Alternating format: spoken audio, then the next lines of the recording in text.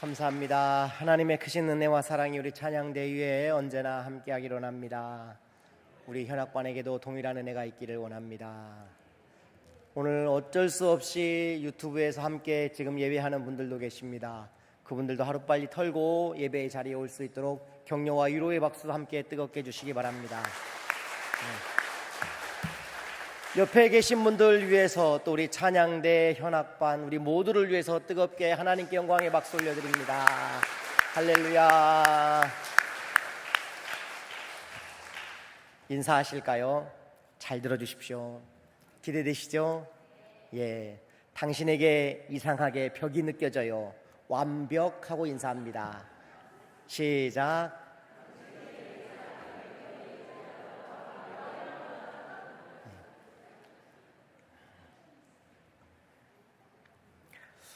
가슴에 손을 얹고 함께 고백하시죠. 하나님은 예배를 기뻐하심을 믿습니다. 하나님은 예배 가운데 임재하심을 믿습니다. 하나님은 예배 가운데 가장 확실히 말씀하심을 믿습니다. 아멘. 음악 선생님인데 박자를 잘 못 맞추는 선생님이 있었습니다. 음악 선생님의 박자를 못 맞추면 힘든 거잖아요. 근데 어떤 박자를 못 맞추시냐면 방귀가 마려운데 이분이 그걸 극복해 보려고 안 들키려고 나름 노력한 게 교탁을 자기 지휘봉으로 탁 치는 겁니다. 그런데 이상하게 뽕 하고 탁 치시고 뽕 하고 탁 치시고 그래서 뽕탁 뽕탁 이걸 아주 잘하셨습니다. 주고받는 게 잘 되어야 재미있잖아요. 여러분, 아멘이 여러분과 저의 좋은 타이밍으로 은혜로운 예배가 되기를 간절히 소망합니다. 이분은 이걸 참 잘하세요. 일부는 못해요. 일부는 잘 못하세요. 그렇게 알려줘도 또 잘 안 하십니다. 은혜로운 예배가 되기를 간절히 소망해 봅니다. 손정의라는 분이 계십니다. 일본의 소프트뱅크라는 회사의 회장님이십니다. 한국계 3세입니다. 그러니 일본 사회에서 쉽지 않은 삶을 살았겠지요. 대기업의 시험 보나마나 떨어질 게 뻔합니다. 그리고 공무원 시험조차도 이분들에게는 허락되지 않는 자리입니다. 결국 미국으로 건너가 공부를 하고 일본에 돌아와서 회사를 차리는데 그게 바로 소프트뱅크라는 회사입니다. 우리가 자주 들어보았던 야후 재팬이라는 회사도 바로 이분이 설립한 회사입니다. 미쓰비시나 소니, 혼다 이런 회사들을 제치고 일본의 5대 기업 중에 하나가 되었고요. 돈이 가장 많은 일본의 갑부가 되셨습니다. 만약에 이분이 여러분 한국계 3세였는데 그냥 3세로서 힘들고 어려웠던 과정이 없었다면 어떻게 되었을까요? 어쩌면 대기업의 시험 보아서 평범한 일상이 되었을지도 모릅니다. 어쩌면 공무원 시험을 봐서 합격을 해서 조금 남보다 남부럽지 않은 삶을 사는 것에 그쳤을 수도 있습니다.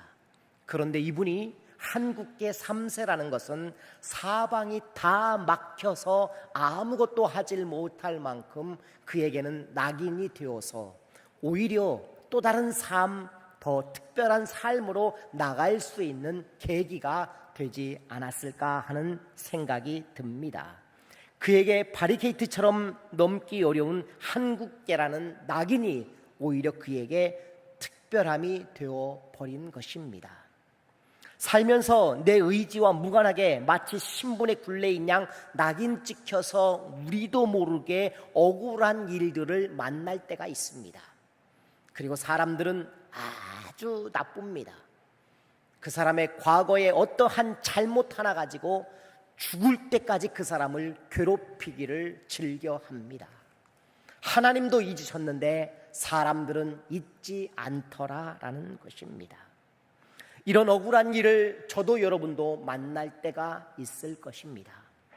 오늘 본문의 제목, 오늘 설교 제목이 타면자건입니다. 누가 내 얼굴에 침을 뱉는 사람을 만날 수 있습니다.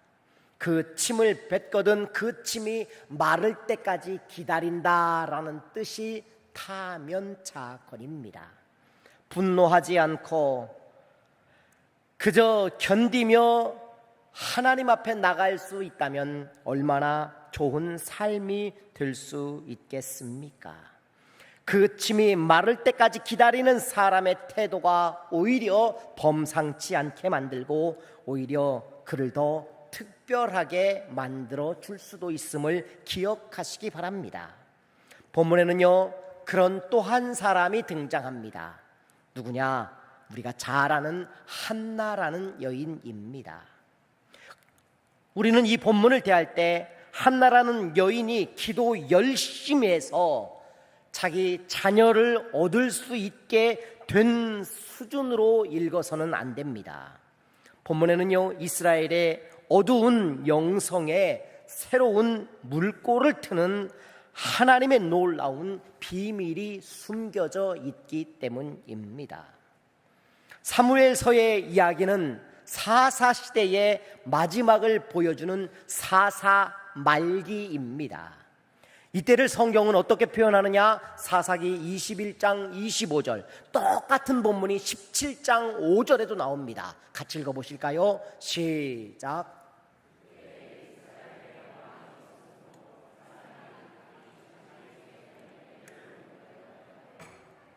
아멘. 영적으로 혼탁한 시대였다는 것입니다. 오죽하면 사람이 없어서 하나님이 모압 땅에서 몰락한 여인 룻이라는 여인을 불러다가 새로운 역사를 쓰게 하시는 하나님이실 정도로 이스라엘 땅에 하나님의 마음에 합한 사람을 찾아보기 어려운 시대가 바로 사사기 말기였던 것입니다. 본문 1절을 다시 한번 읽어보시겠습니다. 에브라임 삼지 라마다임 소빔에 에브라임 사람 엘가나라 하는 사람이 있었으니 그는 여로함의 아들이요 엘리후의 손자요 도후의 증손이요 숲의 현손이더라. 아멘. 그 시대에 하나님이 한 가정을 주목하고 있습니다. 엘가나라는 사람의 가정입니다. 그런데 엘가나라는 사람을 소개하는데 놀랍게도 그의 아버지, 할아버지, 증조할아버지, 고조할아버지까지 오늘 성경에 들먹거리고 있습니다. 마치 족보를 보는 줄 알았습니다. 그런데 족보가 아니라 한 사람을 소개하는데 이렇게 장황하게 말하고 있는 이유는 무엇입니까? 그 사람은 재력가이고 뼈대 있는 가문이며 에브라임에 살고 있지만 굉장히 유능한 자라라는 말을 성경은 하고자 하는 것입니다. 그런데 그가 에브라임에 살고 있지만 에브라임 지파는 아닙니다. 이 사람의 이야기가 어디에 또 나오느냐? 역대상 6장 27절에도 나옵니다. 그의 이름은 엘가나라. 나오는 이 역대상 6장이 어떤 내용이냐? 역대상 6장의 이야기는 레위 지파의 족보를 기록한 책이 역대상 6장의 이야기입니다. 다시 말하면 에브라임에 살지만 이 엘가나라는 사람은 실제로는 어떤 사람이라는 거예요? 레위 지파 사람이라는 것입니다.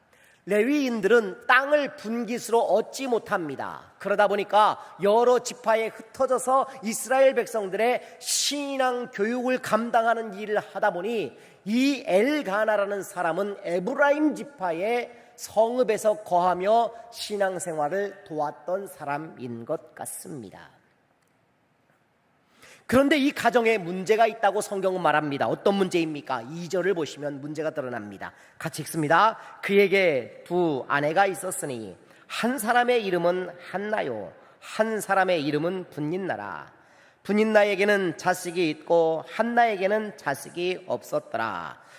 두 가지 문제가 있습니다. 첫 번째, 본처라고 보이는 한나의 아이가 없었더라. 이게 첫 번째 이 가정의 문제입니다. 두 번째 문제는 어떤 문제입니까? 놀랍게도 레위인의 가정인데 아내가 둘이라는 문제를 안고 있다는 겁니다. 심각한 문제를 성경이 지금 지적하고 있는 것이지요. 이것이 바로 이스라엘의 타락한 모습, 그리고 그 시대의 레위인이 타락한 모습, 이스라엘의 영적인 상태가 얼마나 심각한지를 우리에게 보여주고자 하는 내용이 바로 2절의 내용인 것입니다. 여러분, 제가 여러분에게 한번 여쭤보겠습니다. 이미 우리는 한나와 분인나의 이야기를 너무 잘 압니다. 교회에 한나가 더 많을까요? 분인나가 더 많을까요? 여러분 생각에 한나가 더 많습니까? 분인나가 더 많습니까? 솔직하게 여러분 생각에. 그럼 제가 여쭤볼게요. 여러분은 한나인가요? 분인나인가요? 분인나. 분인나. 여러분, 솔직히 여러분이 한나라고 생각하지 분인나라고 생각하는 사람은 실제로 몇 되지 않습니다. 제가요, 목회를 길게 하진 않았지만 한 30년, 전도사 때부터 쭉 보니까 한 30년 사역을 하다 보니까요, 한 30년 목회를 했는데 자기가 분인나라고 여기는 사람은 한 번도 본 적이 없습니다. 오늘 처음 봤습니다. 아직까지 한 번도 본 적이 없어요. 모두가 다 자기는 한나라고 여기는 겁니다. 그런데요, 놀랍게도 교회 안에는요, 분인나가 훨씬 더 많습니다. 너는 얼굴이 뭐냐? 아침에 오자마자 이렇게 말하는 사람도 있어요. 옷을 왜 그런 옷을 입고 교회를 나와? 이런 사람도 있습니다. 이거 다 분인납니다. 너 왜 결혼 안 하냐? 안 하고 싶어 안 하는 게 아니거든요. 이거 다 분인나란 말이에요. 교회에요, 우리가 몰라서 그렇지 놀랍게도 분인나가 굉장히 많습니다. 한번 돌아보십시오. 있나 없나? 봐주세요. 옆에 분 한번 보세요. 이 사람이 분인난가 아닌가? 못 보는 이유는 뭡니까? 나도 미안해서 못 보는 거예요. 나도 미안한 거예요. 내 안에 분인나가 있는 걸 우리 스스로도 알지만 지금까지 한나라고 여기며 살고 있는 겁니다. 사람들은 묘하지요. 여러분, 예배당에 있으면 주일날 예배당에 있는데 골프장 생각이 나요. 근데 반면에 골프장에 가 있는 사람은 예배당이 생각나요. 이게 문제죠. 예배당에 있으면 골프장 걱정, 골프장에 있으면 예배당 걱정. 그럼 누가 믿음이 더 좋은 거예요? 어디에 있는 사람이 믿음이 더 좋은 거예요? 골프장이에요? 예배당이에요? 내가 분인난가 한난가, 분인나의 자리에 나는 있는지 한나의 자리에 있는지, 여러분, 분인나라고 말할 수 있을 때 우리의 믿음이 성장할 수 있거든요. 한나라고만 여기면 우리는 성장은 어렵습니다. 다른 사람의 약점만 보이거든요. 그런데요, 남의 약점 비난하고 괴롭힌다고 그것이 나의 강점이 되지는 않습니다. 남의 불의함을 고발한다고 해서 내가 정의로워지지도 않습니다. 남을 통해 나를 세울 수 있다고 생각하는 것 자체가 착각인 것입니다. 오늘 본문에서 여러분 보기에 한나가 행복해 보입니까? 분인나가 행복해 보입니까? 한나가 행복해요? 분인나가 행복해요? 예? 그렇게 어려운 문제도 아닌데 분인나가 행복해 보이죠. 예. 근데 실제로는요, 한나가 행복해요. 이제 그 이야기를 제가 하려고 그래요. 여러분 보세요. 다 가졌는데 남편 사랑 못 받는 사람하고, 자식만 없는데 남편이 엄청나게 사랑해주는 사람하고, 누가 행복해요? 한나죠. 이제 보니까 한나죠. 한나가요 훨씬 행복합니다. 왜?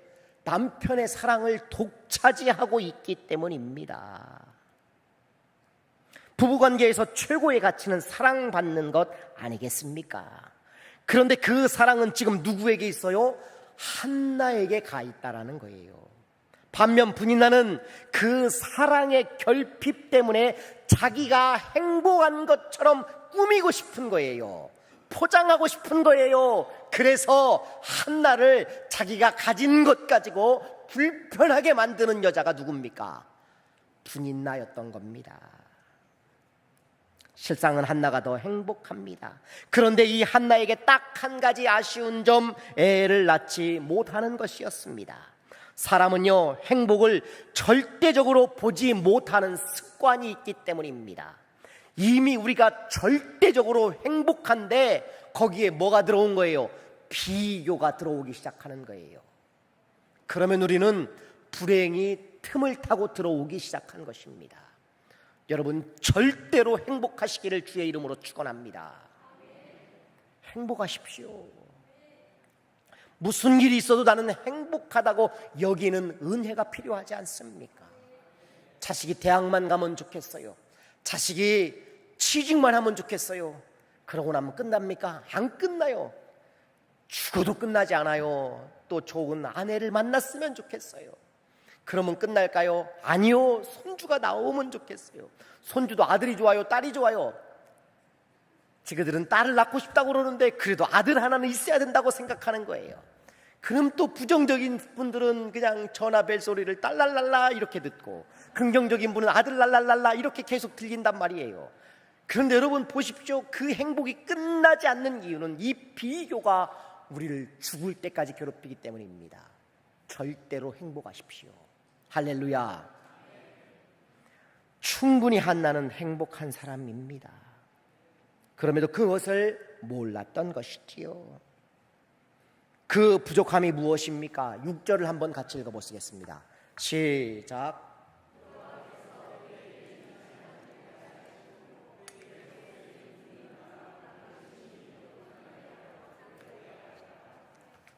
아멘. 그에게 임신하지 못하게 하시니 분인나가 그를 심히 격분하게 괴롭혔다라고 말하고 있습니다. 뭐라고 괴롭혔을까요? 한나가 본 부인이니까 이렇게 말했겠죠. 성님은 뭔 죄를 그렇게 크게 지어서 자식도 못 낳는디야? 성님은 도대체 뭔 팔자디야? 이렇게 괴롭혔을 겁니다. 성님은 기도하면 뭐디요? 매년 올라가면 뭐디요? 애기도 못 낳는데. 성님의 기도에는 진정성도 없어 보여. 이렇게 말했을 겁니다. 이런 괴로움이 그녀를 엄청나게 괴롭혔던 것입니다. 지속적인 괴롭힘, 지속적인 침을 뱉음이 그에게 가득했던 것이지요. 본문 5절을 한번 또 읽어보면 어려운 본문 나옵니다. 같이 읽습니다. 시작.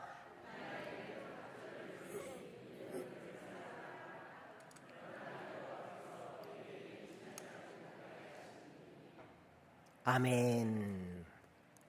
한나에게 얼만큼 줬다고요? 갑절. 이 성경이 어렵습니다. 왜 어렵냐?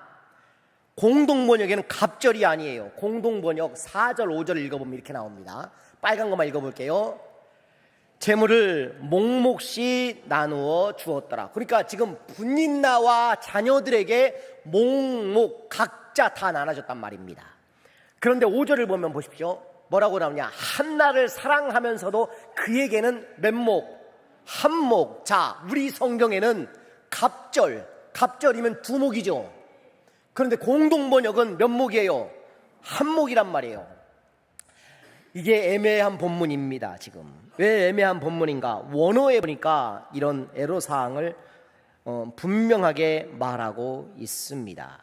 마나, 아하트, 아파힘이라는 단어가 갑절의 선물 이런 뜻을 가지고 있는데 이 단어의 해석이 다양해요. 갑절이라고 해석해도 문제가 되지 않고 한몫이라고 해도 문제가 되지 않고 특별한 것이라고 해도 문제가 되지 않아요.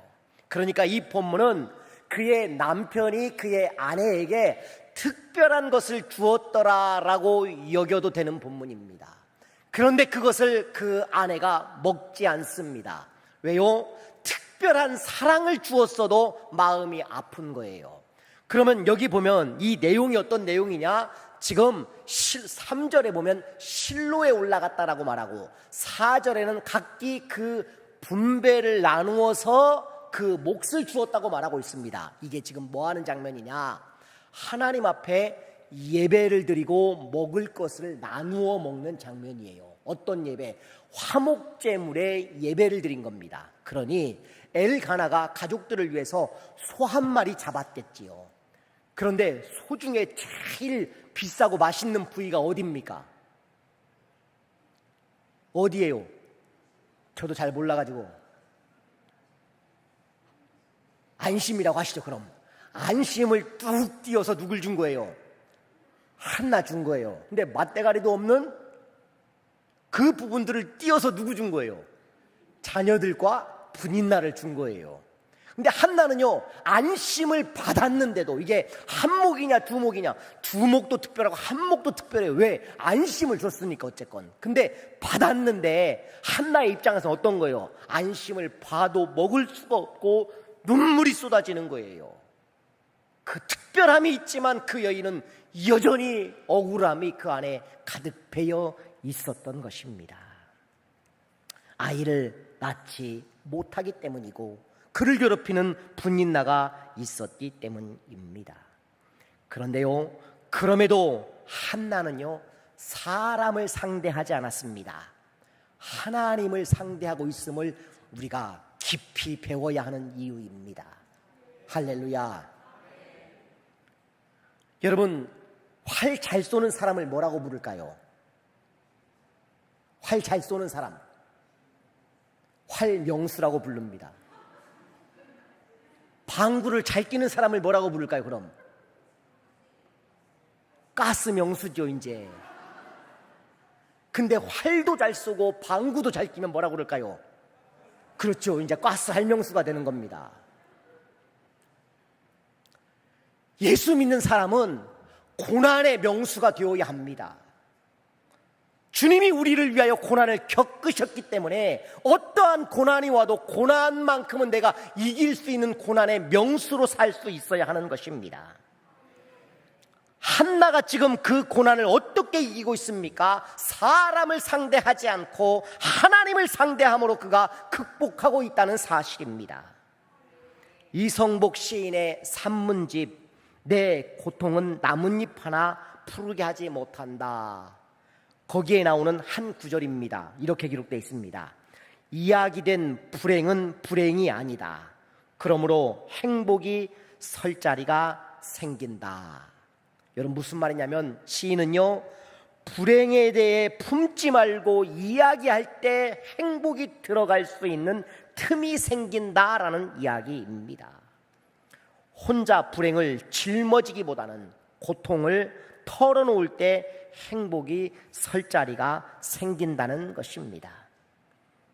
여러분, 나의 불행을 누군가에 털어놓아 보십시오. 듣는 그 사람이요, 신기하게도 나의 의견에 동의하고 있는 것 같고 나에게 약간의 위로가 되고 있음으로 말미암아 그 고통이 객관화되어 버리는 것입니다. 그러나 그것도 한계가 있습니다. 이야기가 그치면 다시 불행으로 돌아가기 때문입니다. 그러기에 우리의 불행은 하나님께 이야기해야 합니다. 우리의 탄식과 억울함이 성령의 탄식과 함께 만나야 하는 것입니다. 로마서 8장 26절을 한번 보시겠습니다. 시작.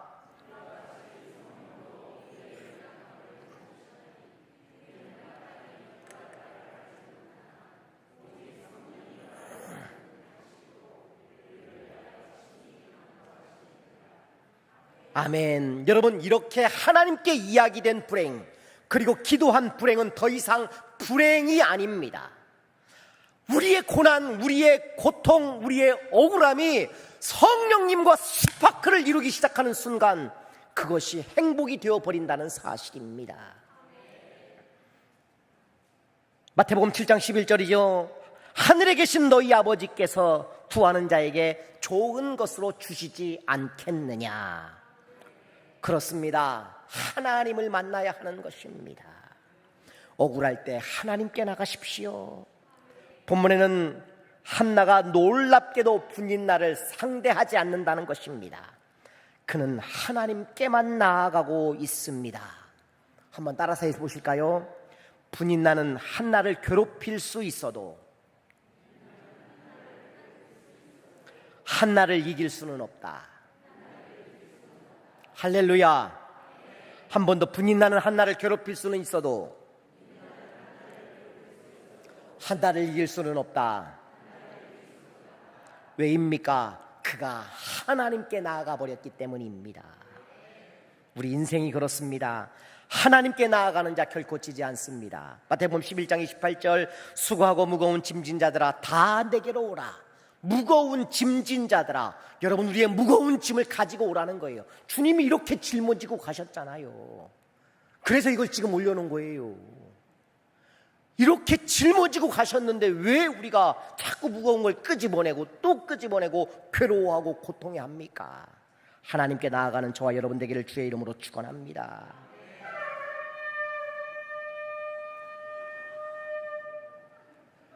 예, 왜 불었을까요? 졸지 말라고. 왜 불었냐면 일부러 제가 좀 불어달라. 이거 1부에는 하지도 않았어요. 이게 2부에만 하는 겁니다. 어제가 유대인의 나팔절입니다. 그리고 오늘까지 나팔절 절기를 유대인들이 지킵니다. 유대인들은 로시 하샤나라고 부르는 새해가 어제 시작이 된 거예요. 그래서 우리가 좀 한번 다시 인식할 수 있도록 예배 중간에 아무 때나 한번 나팔을 불어달라고 부탁했습니다. 주님이 이렇게 오십니다. 여러분 오실 때는 갑자기 오시는 거예요. 로시 하샤나에 뭐 먹죠? 우리 지난번에 먹어봤잖아요. 유대인들은 뭘 먹습니까? 2가지 먹죠. 사과 먹습니다. 사과를 그냥 먹지 않죠. 어떻게 먹었어요? 꿀에 발라 먹었습니다. 1년 내내 달콤한 일만 가득하라고. 그리고 먹는 또 하나의 과일이 있었어요. 석류를 먹습니다. 지구상에 있는 모든 과일의 개수가 613개의 유대인의 율법과 비슷한 숫자는 석류예요.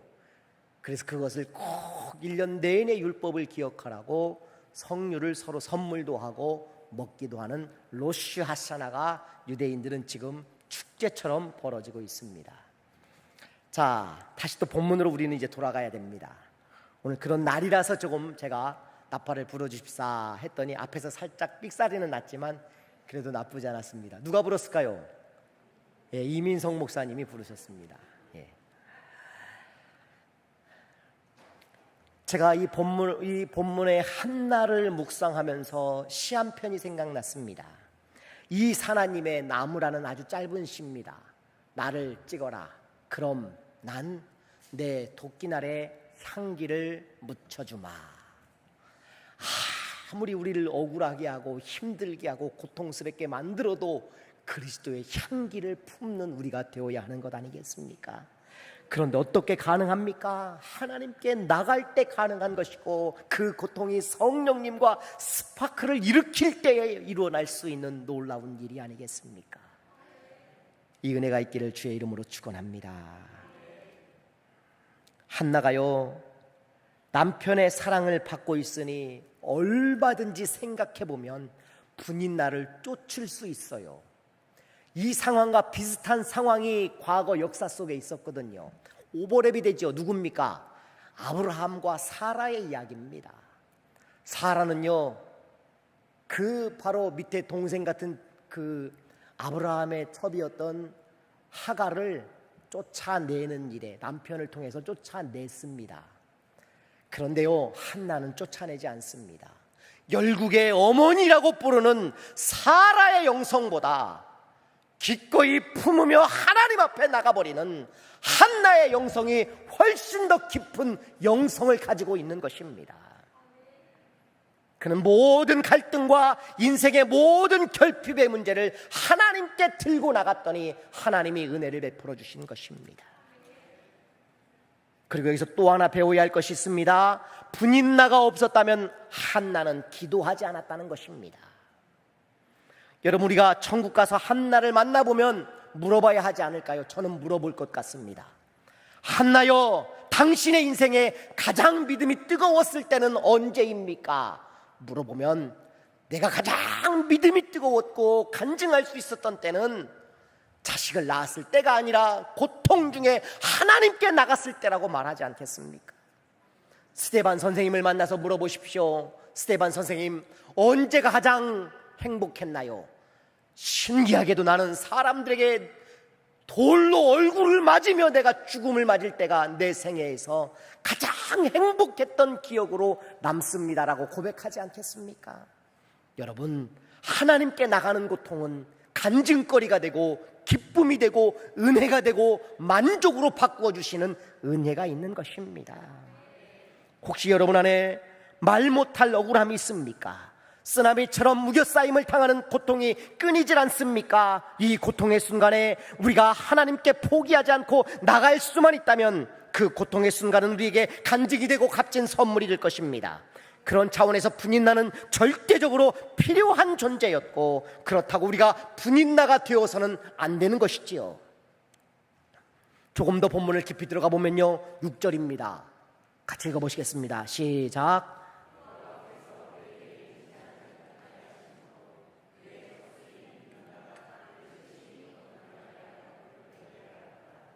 아멘.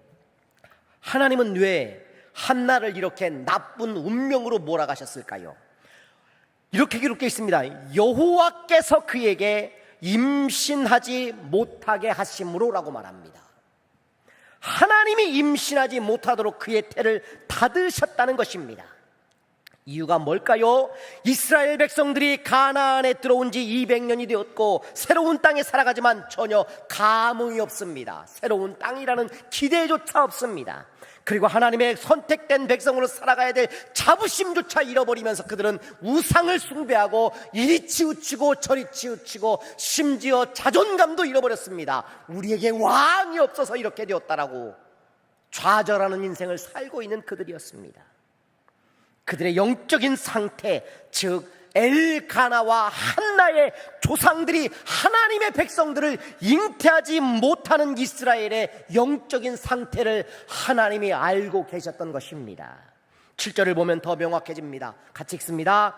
매년 한나가 여호와의 집에 올라갈 때마다 남편이 그같이 하매 분인나가 그를 격분시키므로 그가 울고 먹지 아니하니. 아멘. 여호와의 집에 왜 올라갔다고요? 화목제를 위해서 올라갔습니다.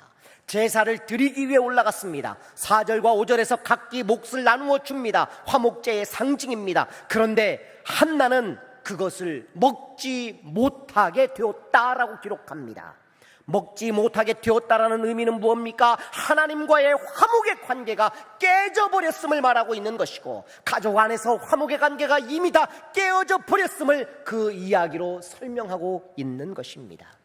드디어 한나가 일어납니다. 9절 같이 읽어보시겠습니다. 그들이 실로에서 먹고 마신 후에 한나가 일어나니 그때의 제사장 엘리는 여호와의 전 문설주 곁 의자에 앉아 있었더라. 아멘. 드디어 한나가 일어납니다. 여러분, 우리에게도 억울한 일과 고통의 현장에서 이 일어남의 역사가 있어야 하는 것입니다.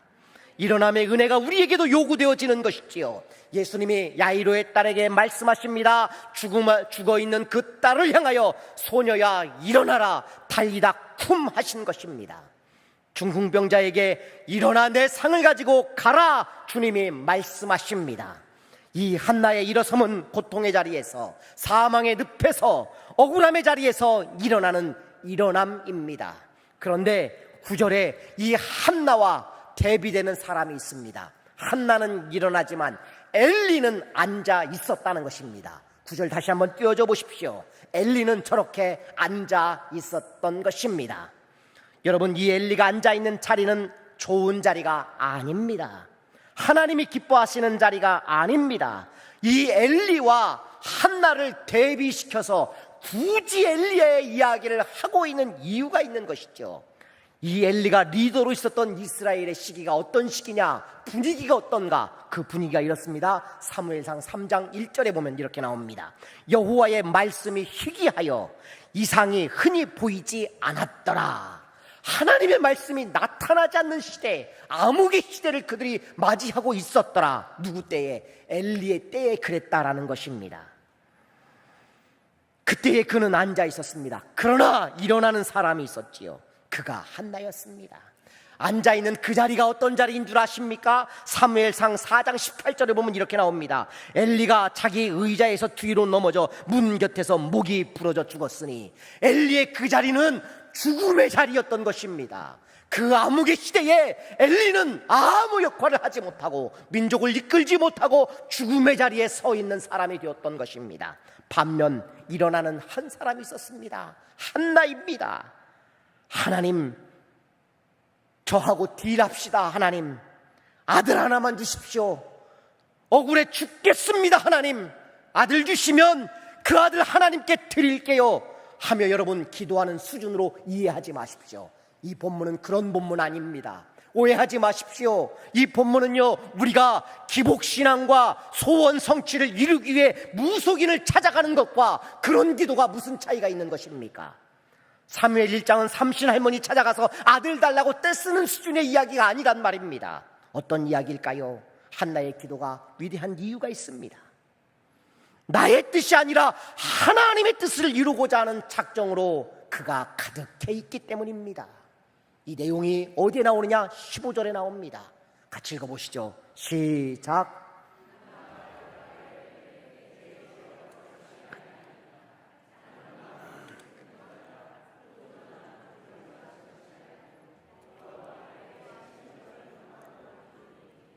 아멘. 여러분, 이 빨간 글씨 보십시오. 여호와 앞에 내 심정을 통한 것뿐이니 한나의 마음과 하나님의 마음이 통해버렸다는 것입니다. 아들을 잉태하지 못하는, 자식을 잉태하지 못하는 한나와 백성을 더 이상 낳을 수 없는 하나님의 마음이 통해버린 것입니다. 아들이 없는 하나님, 자식이 없는 하나님, 온통 암흑천지가 되어 죄악의 세상이 되어버린 그들을 보며 하나님의 고통이 한나의 고통이 되어버려서 그들이 통하고 있다는 이야기를 우리에게 보여주는 대목인 것입니다. 하나님은 자식이 없는 아비였습니다. 한나는 울었습니다. 하나님, 내게 아들을 주시면, 하나님의 고통, 그 고통 내게 주시면 하나님, 그 아들 하나님께 기꺼이 바치며 다시 하나님의 나라의 회복을 위하여 저를 써주십시오라는 간절함이 배어있는 내용이 사사기 1장의 이야기입니다. 여러분, 하나님의 눈물이 있는, 예수 그리스도의 그림자가 가득 들어있는, 이 땅을 치료하고자, 이 땅을 회복해 하시고자 예수 그리스도 십자가의 사건으로 우리를 구원하시고자 하시는 그 그림자가 사무엘 1장에도 고스란히 드러나 있다라는 것입니다. 여러분, 내 소망, 내 기대를 이루는 것이 기도가 아닙니다. 진짜 기도는요, 하나님의 뜻을 헤아리며 그분의 영광을 돌아볼 수 있는 우리의 삶이 되는 기도가 진짜 기도인 것입니다. 누가복음 11장 2절에 보십시오. 예수께서 이르시되 너희는 기도할 때 이렇게 하라. 아버지여, 이름이 거룩히 여김을 받으시오며 나라의 임하옵시며. 마태복음 6장 33절 그런즉 너희는 먼저 그의 나라와 그의 의를 구하라. 그렇습니다. 우리의 기도의 수준이 기복의 수준을 뛰어넘어서 하나님의 영광을 돌아볼 수 있는 기도가 되어야 하지 않겠습니까? 타면자건, 억울한 모욕을 당해도 하나님께 나가는 저와 여러분 되기를 주의 이름으로 축원합니다. 사람을 상대하지 말고 좀 바보가 되면 어떻습니까? 좀 모질이처럼 보이면 어떻습니까? 손해가 좀 생기면 어떻습니까? 결국 그 얼굴에 침은 마르게 될 것입니다. 한나처럼 일어나 하나님께 나가는 저와 여러분 되기를 주의 이름으로 축원합니다. 기도하겠습니다.